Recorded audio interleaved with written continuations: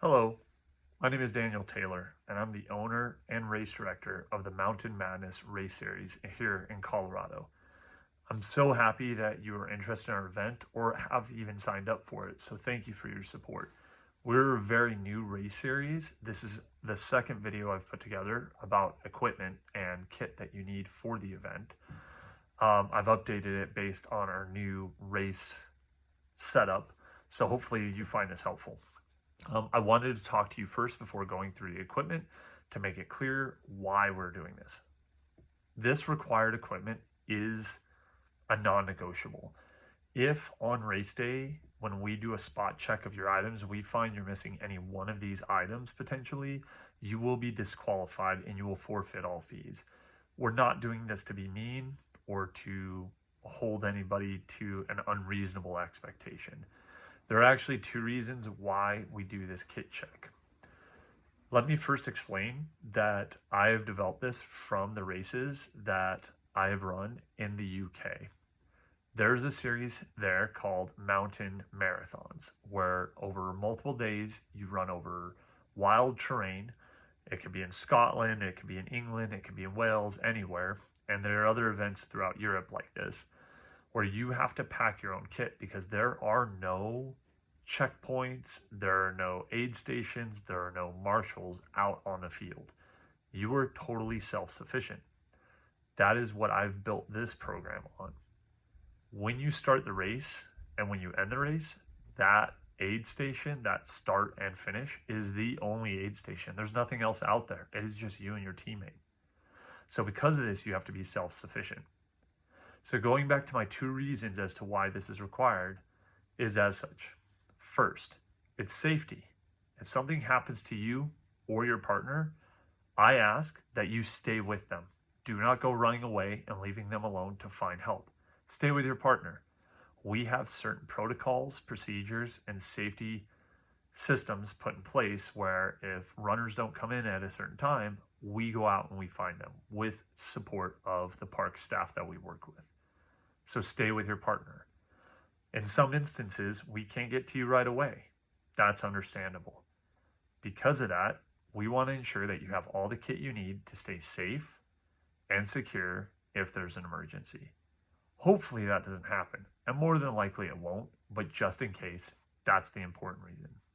Second reason, as part of our contract with the parks or other organizations that we work with, they require that you have kit that will keep you self-sufficient because we do not have aid stations that will assist you or support you while you're in the field.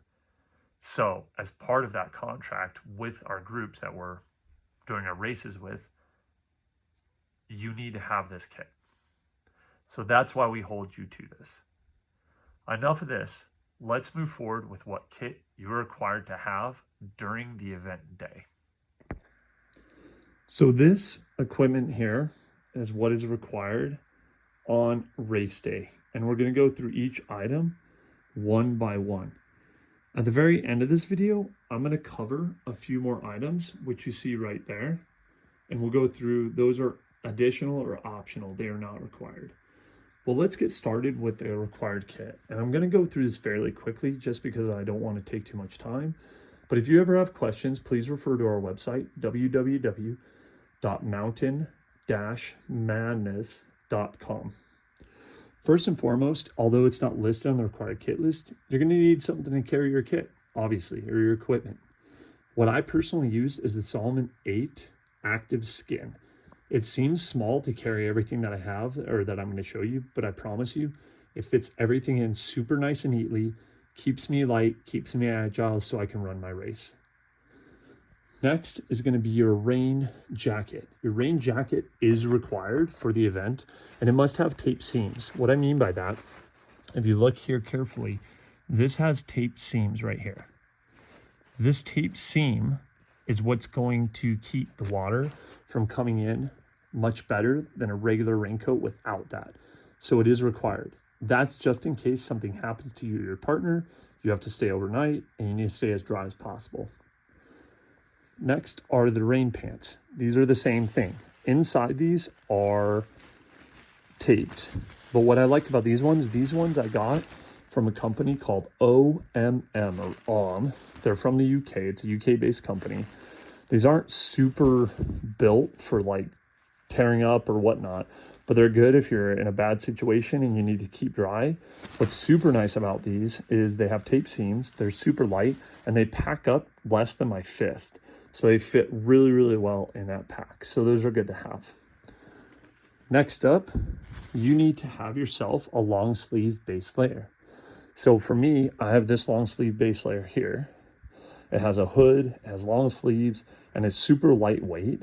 This is great both for the spring and summer and the autumn and winter. Spring and summer, it's really good because it's UV protected and it's light.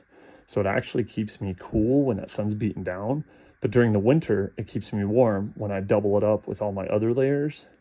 So this is a nice thing, but you must have that. Now, if I actually run just in that, but if you want to run in just a t-shirt or something, you still have to have a long sleeve base layer. Next up, we have a spare synthetic top. So this is just a hoodie that I have that's a spare, and I layer that on top of my long sleeve base layer in case I start getting cold. That usually sits on my pack unless I absolutely need it, but you are required to have one of those. You could have a puffy coat or something else if you know you get cold easy, but usually between the base layer, that synthetic hoodie, and my raincoat, especially in the autumn, that keeps me really warm for what I'm doing. Next up, obviously you need a hat and gloves. During the winter or the fall races, you may want a bit heavier hats and gloves, but for any event, you definitely need a light hat and a light pair of gloves. If for some reason something happens to you or your teammate out in the woods and you have to spend an overnight where we're looking for you, it'll get cold in the mountains, so you need something to keep you warm. So those are required for any event throughout the year. Lastly, with the clothing, we have our footwear, our trail shoes. You are required to have trail shoes, not tennis shoes or basketball court shoes or any shoes that don't have good tread on them. You must have these. The exception is if you don't want to have trail shoes and you want to wear hiking boots or hiking shoes, that is totally fine because they should have the same tread. And what we're looking at is the tread underneath, because you're going to be running on trails where it can get muddy, it can get slippy, there can be other things that you need to worry about, and these are going to be your best option. So we do absolutely require that you have trail shoes or, in some instances, hiking boots. Now let's talk about kit or equipment. One of the most important items that I ask for outside of all the other items is your emergency bivy bag. For me, I use a Trek Rite survival bag. The reason you need this or you're required to have this is, again, if something happens to you out in the woods or to your teammate and you have to stay overnight, this is going to keep you warm. This is going to keep you dry. It's not comfortable, but it's going to keep you safe overnight while we look for you. Hopefully that never happens, but that's something you absolutely need. Pro tip, a lot of people in our last event that did this, they packed big survival bags and they said to me, we couldn't afford or we couldn't find smaller bags. If you check on Amazon or other websites, you check out REI, you check out the Trek Rite site, they have some decent deals on these bags, anywhere from as low as $10 for a survival bag. Next up, you need a compass. This is an orienteering race. You need to have a compass ready to go. So a lot of our events, you'll get a map at the beginning of the event and you can follow the map and the trails. But then once you find a plot point or a checkpoint that's off trail, a compass is going to help you focus in on where you need to go. If you don't know how to use a compass, we have another video on our website that talks all about how to use a compass and map. So please view that, practice that, understand how to manage that.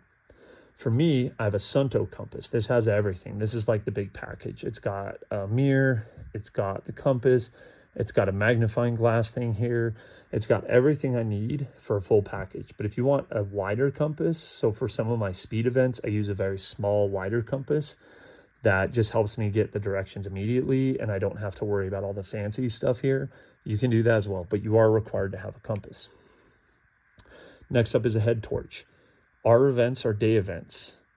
However, again, if something happens to you or your partner and you need to stay in overnight, you need to have a head torch, A, to see what you're doing, and B, it's a great signaling device at night if we can't find you. So if you hear we're coming or hear people around, you can use it as a signaling device.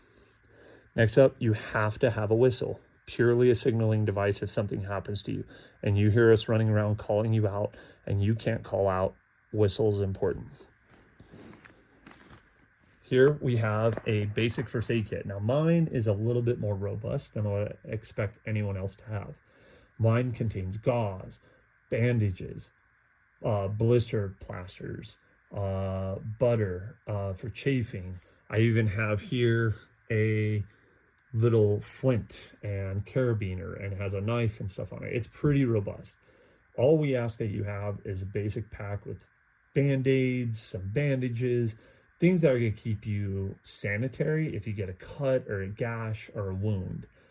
When it comes to other serious injuries, and especially if you don't know how to manage it, don't worry about it.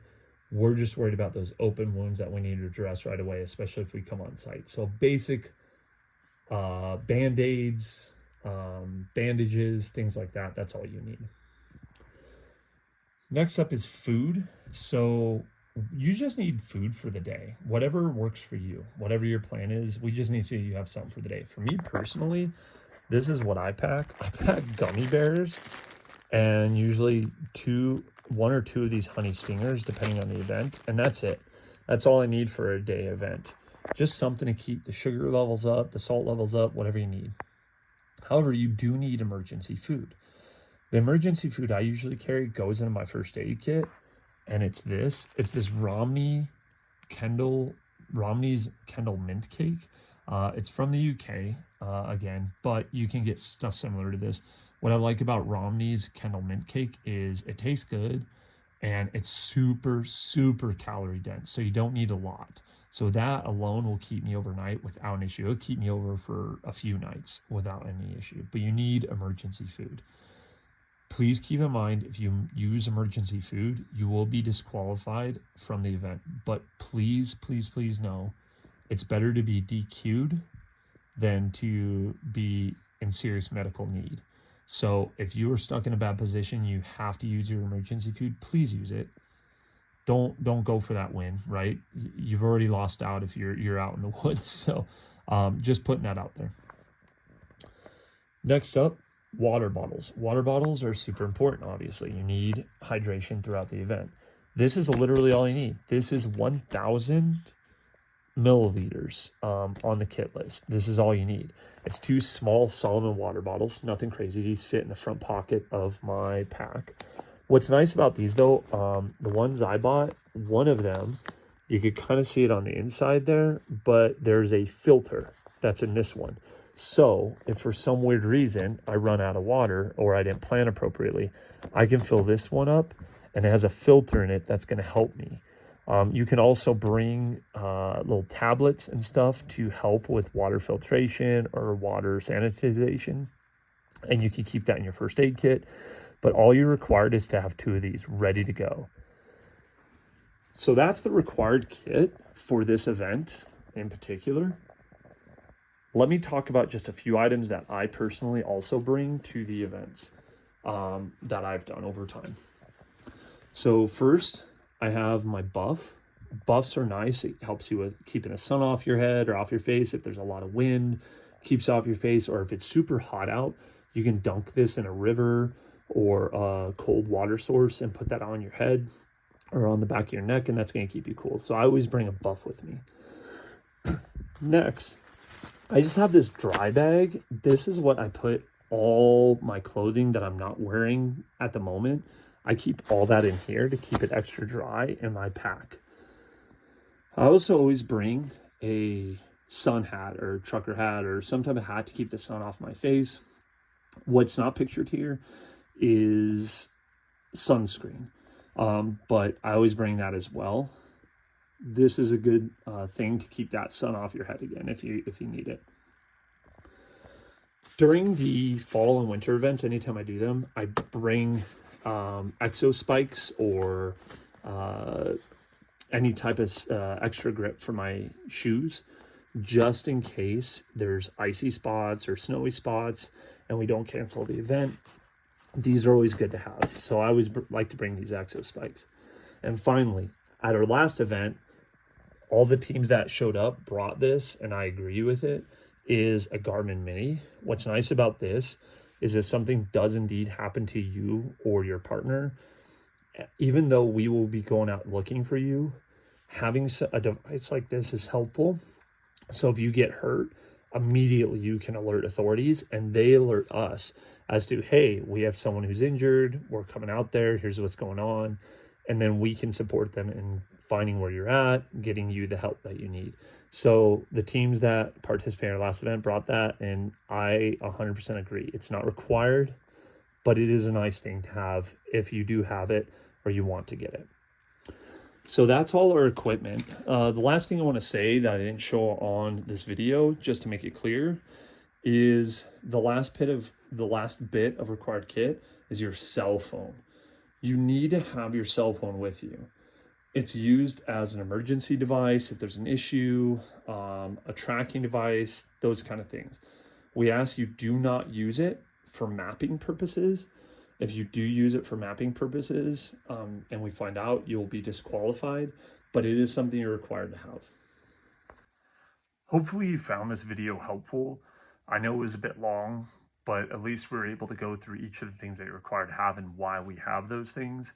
However, if you ever have any questions, concerns, or comments regarding what I've just gone through in this video, please feel free to either comment in this video or you can find my contact information at www.mountain-madness.com. Again, that's at www.mountain-madness.com.